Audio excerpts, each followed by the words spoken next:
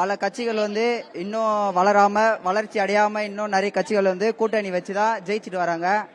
ஆனா இதை பாத்தீங்கன்னா விஜய் வந்து இன்னும் வந்து அனுபவம் வந்து அதிகமா தேவைப்படுற நிலையில வந்து அவர் வந்து ஒரு கூட்டணி வச்சு ஜெயிச்சு வந்து அதோட அனுபவம் வச்சு அவர் தொடர்ந்து ஒரு நல்ல கட்சியா உருவாக்கி மேல வந்து அப்புறம் ஒரு முதலமைச்சரா வந்தாருன்னா அவருக்கு நிறைய எக்ஸ்பீரியன்ஸ் கிடைக்கும்.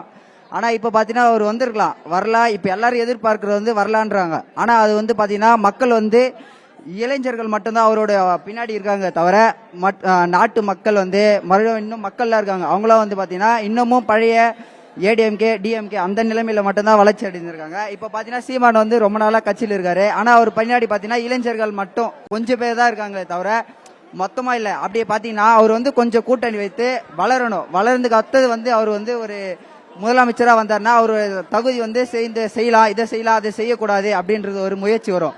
ஆனா இப்ப பாத்தீங்கன்னா இப்ப வந்து இளைஞர்கள் மட்டுமே இருக்கிறாங்க தவிர அவர் பின்னாடி வந்து ஒரு மக்கள் வந்து யாருமே இல்லை.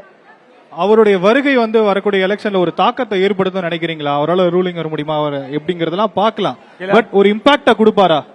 விஜய் வந்து பாத்தீங்கன்னா இப்போ வந்து இளைஞர்கள் மூலமாக ஒரு இம்பாக்ட் கொடுக்கலாம். பட் தவிர மக்கள் மூலமா எந்த இம்பாக்டும் கொடுக்க முடியாது அவரால்.